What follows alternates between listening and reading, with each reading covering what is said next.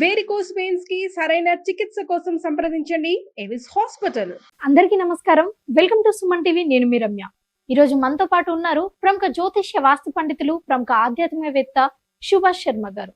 గురుగారిని అడిగి మనకున్న సందేహాలన్నీ నివృత్తి చేసుకుందాం. గురుగారు నమస్కారం. శ్రీమాత్రే నమః. గురుగారు, కార్తీక పౌర్ణమి రోజు ఎలాంటి పూజలు చేయాలి, ఎలాంటి నియమాలు పాటించాలి, అండ్ కొంతమంది తెలిసి తెలియక కొన్ని తప్పులు చేస్తూ ఉంటారు. సో ఏం చేయాలి, ఏం చేయకూడదు తప్పకుండా తెలియజేస్తానమ్మా. ముందుగా ప్రేక్షకులందరికీ శ్రీమాత్రే నమః, శ్రీ గురుభ్యో నమః. జ్ఞానినాంనపి చేతాంసి దేవి భగవతీ హిసా బలాయ కృష్ణమోహాయ మహామాయ ప్రయశ్చతి. కార్తీక పౌర్ణమి అత్యంత ఫలదాయిని అని చెప్పడం జరిగింది. ఈ కార్తీక పౌర్ణమికి మరొక పేరు దేవదీపావళి అని పిలుస్తూ ఉంటారు. అలాగే కార్తికేయుడు త్రిపురాసుల యొక్క సంహారం చేశాడు కాబట్టి దీన్ని కార్తీక పౌర్ణమి అని కూడా పిలుస్తూ ఉంటారు కొన్ని శాస్త్రాల యందు. శాస్త్రంలో అనేక కథలు ఉన్నాయి కార్తీక పౌర్ణమి గురించి.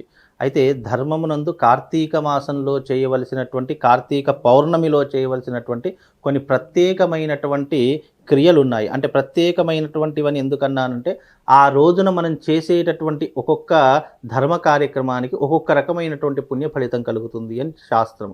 అయితే మనం కార్తీక పౌర్ణమి వచ్చిందంటే ముఖ్యంగా మనకు గుర్తుకొచ్చిందంటే కార్తీక దీపాలు వెలిగించడము అని అర్థం. అయితే కార్తీక దీపాలు వెలిగిస్తుంటాం. ఆ రోజున విశేషంగా సాలగ్రామ దానాలు చేస్తూ ఉంటాము, స్వయంపాక దానాలు చేస్తూ ఉంటాము.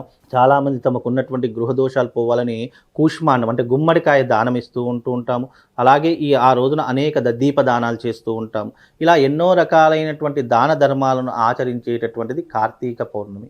అలాగే ఆ రోజున విశేషంగా ఆచరించేటటువంటిది అఖండ వత్తులు వెలిగిస్తూ ఉంటాం. అఖండం అంటే 365 వత్తులు వెలిగిస్తూ ఉంటాం.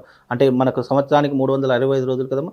రోజు దీపం వెలిగించలేనటువంటి వారు కనీసం ఆ రోజున 365 వత్తులు వెలిగించడం ద్వారా మనం ప్రతిరోజు శివుడికి దీపం వెలిగించినటువంటి పుణ్య ఫలితాన్ని పొందాలి అనేటటువంటి ఒక ఆశతో ఆ రోజు 365 వత్తులు వెలిగిస్తుంటారు. చాలామంది 1,00,000 వత్తుల నోము అని కూడా చేస్తూ ఉంటారు.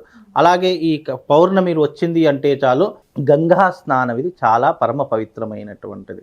కార్తీక మాసంలో మనము ప్రతిరోజు చేసుకోలేనటువంటి వారు కనీసం కార్తీక సోమవారాలైనా లేదా ఏకాదశి, ద్వాదశి లేదా పౌర్ణమి ఈ రోజులలో మనం గంగా స్నానం చేసిన విశేషమైనటువంటి పుణ్య ఫలితం కలిగి ఆరోగ్యముకు సంబంధించినటువంటి దోషాలన్నీ కూడా తొలగిపోతాయి.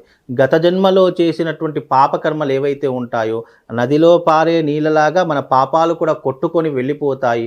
ఆ గంగాదేవి మన పాపాలను ప్రక్షాళన చేస్తుంది అని కూడా శాస్త్రవచనం. కనుక ఈ రకమైనటువంటి విధానాలు చాలా మనిషిని పుణ్య ఫలితాలను అందజేసేటటువంటి. పుణ్యము అంటే అర్థం ఏంటంటే సింపుల్ లాజిక్ ఏంటంటే మనము పుణ్యాన్ని ఏ రకంగా పాపము అంటే మనకు తెలుసు. అంటే అరే ఫలానా ఒక వ్యక్తిని కష్టపెట్టాము, వాళ్ళ మనసు నొచ్చేలా చేశాము, వాళ్ళని మనం బాధ పెట్టామంటే అది పాపము అని మనకు అర్థమవుతుంది. మరి పుణ్యం అంటే ఒకరికి సహాయం చేయడము, ఒకరికి దానం చేయడము, అలాగే దైవారాధన చేసుకోవడం, ఇవన్నీ పుణ్యానికి సంకేతాలుగా చెప్పడం జరిగింది. అంటే దైవారాధన చేసుకోవడం ద్వారా ఏమవుతుంది, మనం పుణ్యాన్ని జనరేట్ చేసుకున్నటువంటి వాళ్ళం అవుతాం. పుణ్యం ఎలా జనరేట్ అవుతుంది, ఇలా దేవతా కర్మలను ఆచరించడం వల్ల మనకు పుణ్యం అనేటటువంటిది కలుగుతుంది. కాబట్టి కార్తీక పౌర్ణమి రోజున ప్రతి ఒక్కరూ శివాలయానికి వెళ్ళి అక్కడ శివుడికి అభిషేకాది క్రతువులు చేసుకోండి. ఏం చక్కగా దీపారాధన చేసుకోండి. సంవత్సర కాలంలో వెలిగించలేనటువంటి వారు ఎవరైనా సరే మనం తెలిసి వెలిగించినా తెలియక వెలిగించినా ఆ పుణ్య ఫలితం అనేటటువంటిది ఆటోమేటిక్గా మనకు వచ్చేస్తుంది. కాబట్టి ఆ రోజున శివుడి దగ్గరికి వెళ్ళి దీపారాధన చేయండి. ఇంకోటి స్పెషల్లీ ఏంటి అంటే మనము దీపదానం చేస్తాం కదమ్మా.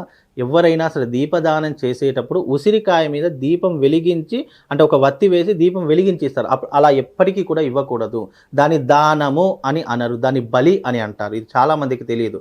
అయితే మనం దీపదానం ఇచ్చేటప్పుడు ఎలా ఇవ్వాలో తెలుసా? ఉసిరికాయలన్నీ కూడా ఒక పక్కన పెట్టుకొని దాని పక్కన 2 దీపాలు వెలిగించాలి. మళ్ళీ ఒక్క దీపం కూడా వెలిగించకూడదు. ఒక్క దీపం మనము అశుభానికే వెలిగిస్తాము.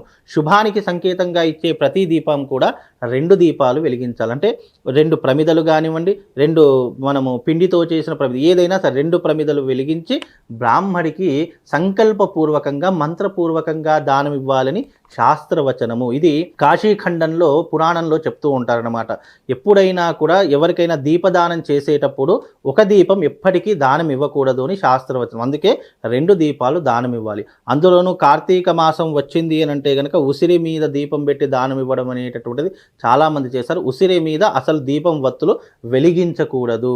ఉసిరికాయలన్నీ కూడా ఒక పక్కన పెట్టి దాని పక్కన దీపాలు వెలిగించి దాంట్లో ధాన్యం వేస్తావా, పప్పులు వేస్తావా, ఇంకా బియ్యం వేస్తావా, నువ్వులు వేస్తావా, ఏవి వేస్తావో అవి దీపాలు దానిపైన పెట్టి బ్రాహ్మడికి